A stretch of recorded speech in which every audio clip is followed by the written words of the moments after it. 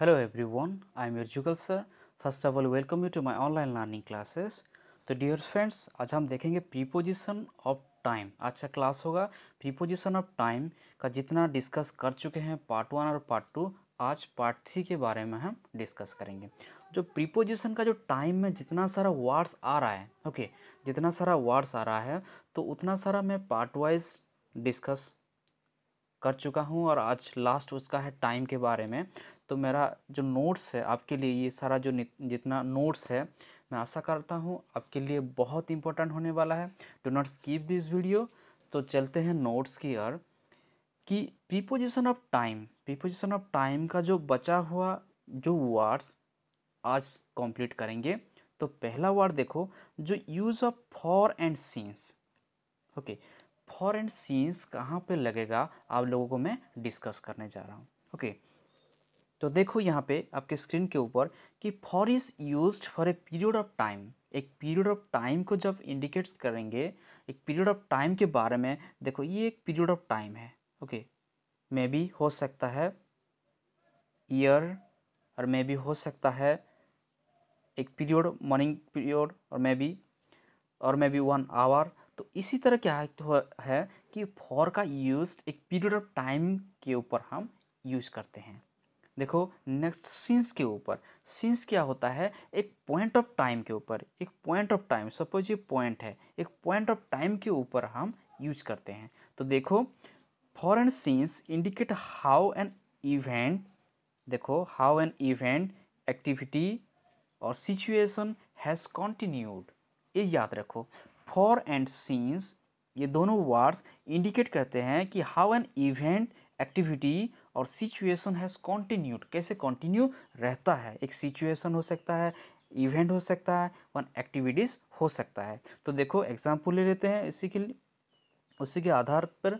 तो एग्जाम्पल ये है, तो फर्स्ट वन देखो, ही had lived here for 2 years. For 2 years मतलब क्या है, 2 ईयर्स, 2 साल। 2 साल का जो पीरियड है वही पीरियड के टाइम के बारे में बता रहे हैं। तो he had lived here for 2 years, 2 साल तक। ओके, तो नेक्स्ट देखो example, the work has been going on for 3 days. For 3 days, 3 दिन, द 1 2 3, ये एक पीरियड है। ओके, पीरियड ऑफ टाइम तक वो चलता रहा।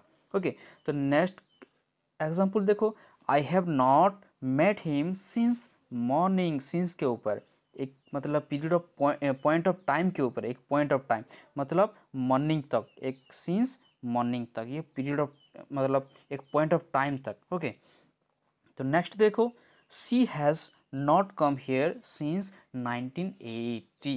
तो ओके, 1980 तक वो मतलब एक पॉइंट ऑफ टाइम तक वो मतलब बता रहे हैं। तो ये है उसका सिंस और फॉर का डिफरेंस। ओके, सिंस कहाँ लगने वाला है कि एक पॉइंट ऑफ टाइम, और फॉर कहाँ लगने वाला है, एक पीरियड ऑफ टाइम तक। ओके, तो नेक्स्ट की ओर देखो कि नेक्स्ट कौन सा वर्ड आ रहा है, ड्यूरिंग। ये ड्यूरिंग कहाँ लगेगा, तो जो प्रीपोजिशन ऑफ टाइम का जो ड्यूरिंग वर्ड्स है वो कहाँ यूज होने वाला है देखो। तो during is use to express an idea, एक आइडिया को एक्सप्रेस करता है, that occurs throughout the whole specified period. मतलब एक आइडिया के बारे में एक्सप्रेस करता है जो कि होल स्पेसिफिक पीरियड में हुआ होगा। समझ में आ गया। तो ड्यूरिंग में क्या है कि हम आइडियाज़ के बारे में एक्सप्रेस करते हैं, that has already been occurs throughout the whole specified period, एक स्पेसिफाइड पीरियड में वो हुआ होगा। ओके, एक आइडियाज़ के बारे में। तो during the work, okay, during the work, during मतलब वही वर्क टाइम पे, during the 18th century, during the latest week.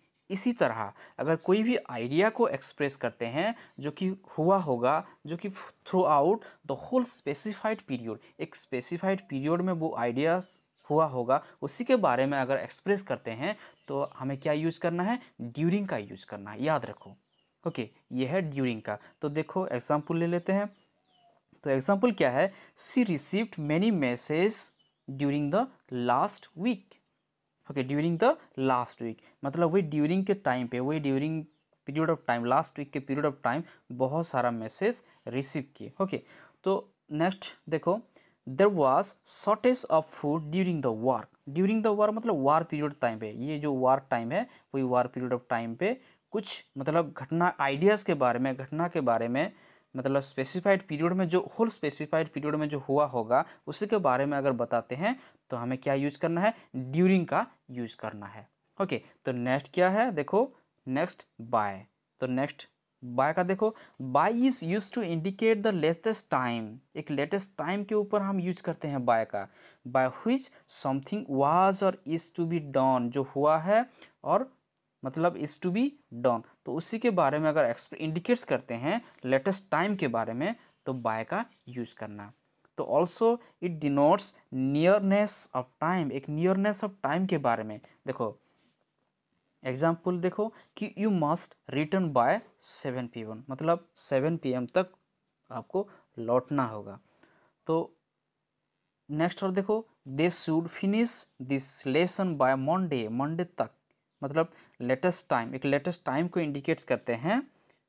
Something was or is to be done होना चाहिए, मतलब मंडे तक ख़त्म होना चाहिए। तो नेक्स्ट देखो, कम हियर बाय नून, नून तक आप लोगों को आना पड़ेगा, ये है उसका बाय का यूज। नेक्स्ट क्या है देखो कि नेक्स्ट बिफोर एंड आफ्टर, फिर you have to use the preposition before and after. तो बिफोर क्या कहाँ पे यूज होता है कि before is use for something to be done before a specified time, मतलब before is use for something to be done होना चाहिए, something to be done before a specified time, एक स्पेसिफाइड टाइम से पहले वो होना चाहिए।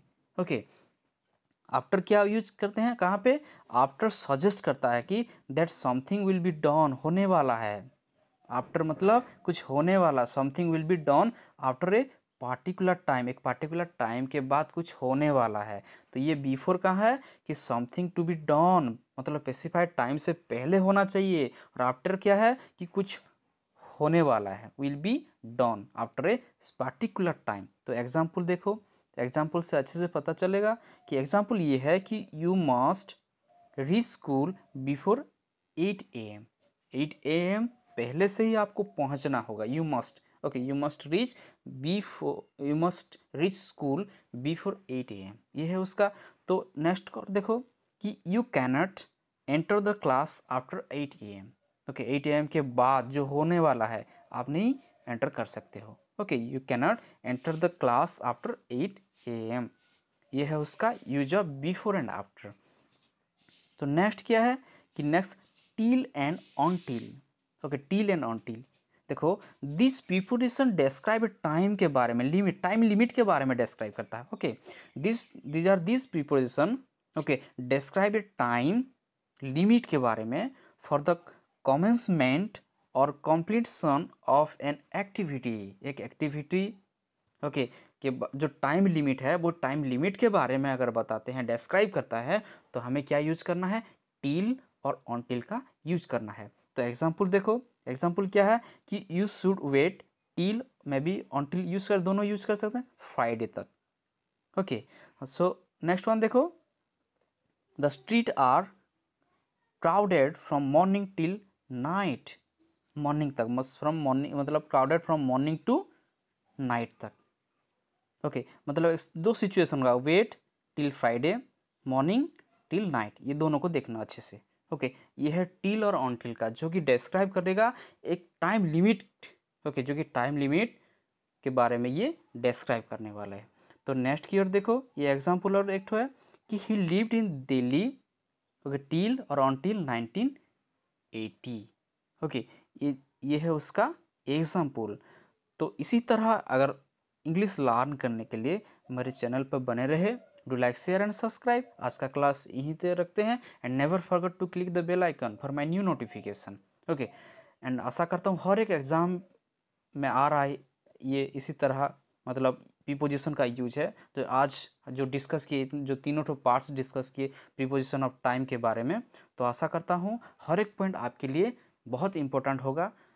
Okay, thank you very much for watching this video. जय हिंद।